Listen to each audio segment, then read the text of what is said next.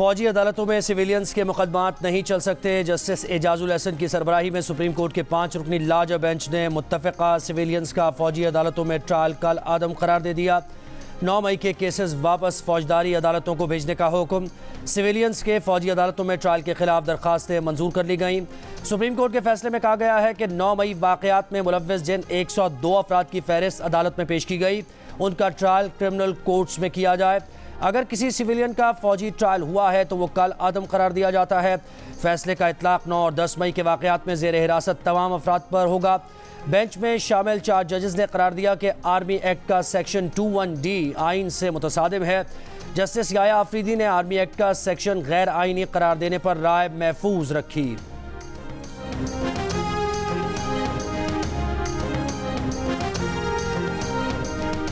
माहिरीन कानून ने supreme court के फैसले को आइन के मुताबिक करार दिया। साबिक सदर सुप्रीम कोर्ट बार एहसन भुवन ने कहा, सिविलियन का फौजी अदालतों में ट्रायल नहीं होना चाहिए, फैसला अपील में भी बरकरार रहेगा।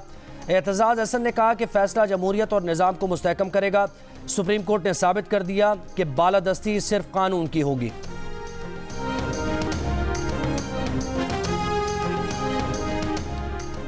अगर 90 दिन में इलेक्शन नहीं हुए तो आइन की खिलाफ वर्जी हो चुकी है। नई मरदमशुमारी में पढ़कर इंतखाबात मजीद ताख़ीर का शिकार हो सकते हैं। सुप्रीम कोर्ट में इलेक्शन केस की समाअत के दौरान जस्टिस अतहर मिनल्लाह के रिमार्क्स। चीफ जस्टिस काजी फायज़ ईसा ने सवाल किया कि अगर अदालत आज हुक्म दे तो क्या 90 दिन में इलेक्शन हो सकते हैं। सुप्रीम कोर्ट बार के वकील आबिद जुबैरी ने जवाब दिया कि अगर सुप्रीम कोर्ट आज हुक्म दे तो भी 3 नवंबर को इलेक्शन नहीं हो सकते। चीफ जस्टिस ने कहा कि अगर सदर ने इलेक्शन की तारीख नहीं दी तो हम क्या कर सकते हैं?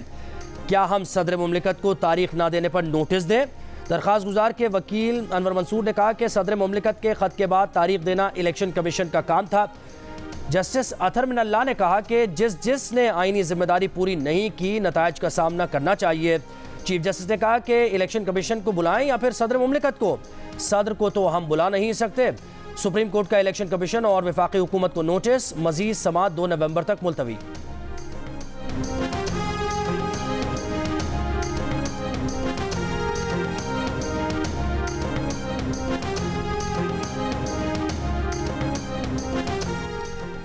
नब्बे दिनों में आम इंतखाबात के इनेकाद से मुताल्लिक सुप्रीम कोर्ट में केस की समाअत के दौरान चीफ जस्टिस ने सुप्रीम कोर्ट बार के सदर आबिद जुबैरी से सवाल किया कि क्या तहरीक इंसाफ और सुप्रीम कोर्ट बार की दरख्वास्त एक जैसी है। आबिद जुबैरी ने कहा कि जी बिल्कुल, दोनों दरख्वास्तों में यकसा मौक़िफ़ है। चीफ जस्टिस काजी फायज़ ईसा ने आबिद जुबैरी से सवाल किया कि आपने दरख्वास्त कब दायर की। आबिद जुबैरी ने जवाब दिया कि 16 अगस्त को दरख्वास्त दायर की, जिसमें 90 दिनों में इंतखाबात का मुतालबा है। चीफ जस्टिस ने कहा कि यह अहम मामला है, मगर उसी दिन दरख्वास्त पर नंबर कैसे लग गया? क्या आपने जल्द समाअत की दरख्वास्त दायर की थी? आबिद जुबैरी ने कहा कि हमने जल्द समाअत की मुतफर्रिक दरख्वास्त दायर की थी। चीफ जस्टिस ने कहा कि उन्हें अभी नोट मिला है कि आपने कोई जल्द समाअत की दरख्वास्त दायर नहीं की। सुप्रीम कोर्ट बार के सदर को सुप्रीम कोर्ट में गलत बयानी नहीं करनी चाहिए। दौरान समाअत चीफ जस्टिस ने कहा कि 2017 में फैसला हुआ तो मरदमशुमारी का अमल 6 साल बाद क्यों शुरू ना हुआ? किसने मरदमशुमारी का आगाज ताखीर से किया? चीफ जस्टिस ने आबिद जुबैरी से सवाल किया कि सदर मुमलिकत ने इंतखाबात की तारीख नहीं दी तो हम क्या करें? क्या हम सदर मुमलिकत को तारीख ना देने पर नोटिस दें? सदर मुमलिकत के खिलाफ हम क्या कर सकते हैं? अगर कोई आईनी खिलाफ वर्जी कर रहा है तो आर्टिकल 6 लगेगा।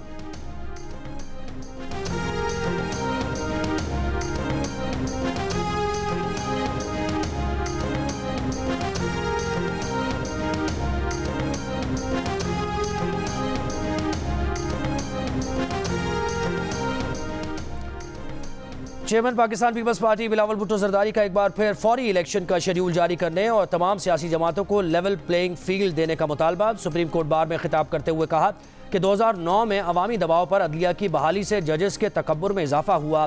2013 के इलेक्शन में इफ्तिखार चौधरी और अदलिया ने वाज़े जानिबदारी का मुजाहरा किया। 2018 के इलेक्शन में भी अदलिया के फेवरेट्स बहुत वाज़े थे। इलेक्शन में ताख़ीर इलेक्शन से इनकार है। सबके एक ही इदारे के जरिए एहतसाब के कायल हैं।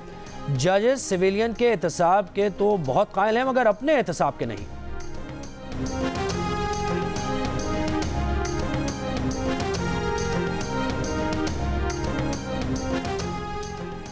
गहमा गहमी शुरू हो गई है। लगता है इलेक्शन की तारीख का जल्द ऐलान हो जाएगा। निगरान वज़ीर आज़म अनवारुल हक काकड़ की गुफ्तगू। कहा, लेवल प्लेइंग फील्ड एक मखसूस जमात को जितवाने का नाम है तो कुछ नहीं कह सकते।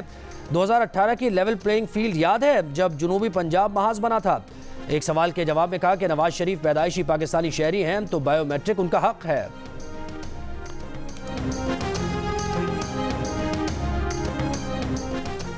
साइफर केस में चेयरमैन पीटीआई पर फर्द जुर्म आयद। शाह महमूद कुरैशी पर भी फर्द जुर्म आयद कर दी गई। चेयरमैन पीटीआई की फर्द जुर्म रोकने की दरखास्त मुस्तरद। चेयरमैन पीटीआई शाह महमूद कुरैशी का इल्जामात से इनकार। ज़राए के मुताबिक चेयरमैन पीटीआई और शाह महमूद कुरैशी को आज जाली के कमरे में बिठाया गया। चेयरमैन पीटीआई ने कहा कि खुद पर लगे इल्जामात ही समझ नहीं आए।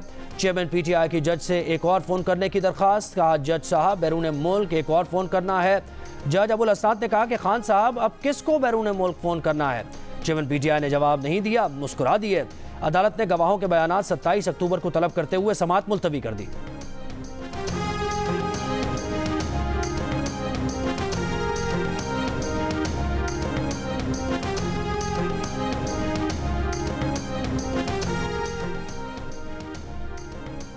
साबिक वज़ीर आज़म ने बददयानती और बदनीयती से जानबूझकर साइफर तहवील में रखा। आज़म खान को साइफर के मिनट्स अपने अंदाज से तैयार करने की हिदायत की। मुल्ज़िमान खुफिया दस्तावेज़ात की मालूमात से मुताल्लिक़ राबतों में मुलव्विस पाए गए।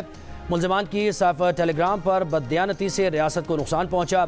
साबिक वज़ीर आज़म और वज़ीर ख़ारजा को मुजरिम करार देकर बाकायदा ट्रायल शुरू किया जाए। साइफर केस में चेयरमैन पीटीआई शाह महमूद कुरैशी के खिलाफ चार्जशीट सामने आ गई। पीटीआई का फर्द जुर्म के ऑर्डर को हाई कोर्ट में चैलेंज करने का ऐलान। चेयरमैन पीटीआई के तर्जुमान उमैर नियाज़ी के मुताबिक चेयरमैन पीटीआई ने अदालत में कहा, साजिश उनके खिलाफ हुई, उनकी हुकूमत गई।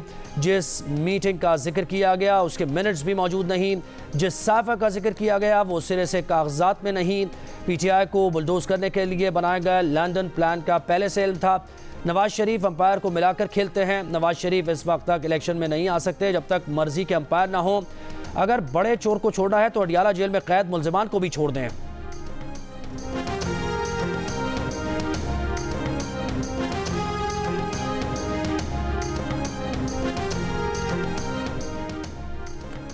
नवाज शरीफ की एवनफील्ड और अल अजीजिया रेफरेंस में सजा के खिलाफ अपील्स बहाल करने की इस्तदा। मेरिट पर दलाल सुनने के बाद फैसला करने की दरखास्त। इस्लामाबाद हाई कोर्ट में दरखास्तें दायर। दरखास्तों में कहा गया है कि एवनफील्ड रेफरेंस में शरीक मुल्जिमान मरीम नवाज और कैप्टन रिटायर्ड सफदर की सजा कल आदम करार दी जाए। पिटीशनर के पेश न होने के बायस अपील अदम पैरवी पर खारिज हुई। जानबूझ कर नहीं, सेहत की खराबी के बायस अपील्स की पैरवी के लिए हाजिर नहीं हो सके। नवाज शरीफ कल एहतसाब अदालत और इस्लामाबाद हाई कोर्ट में पेश होंगे।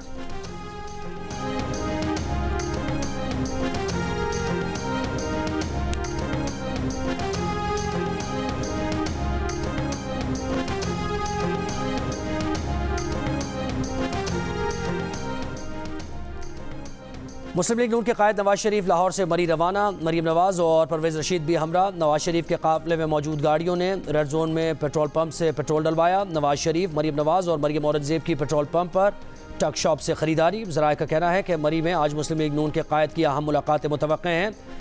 ताहम तर्जुमान नून लीग मरीम औरंगजेब का कहना है कि नवाज शरीफ की मरी में कोई मुलाकात तय नहीं है।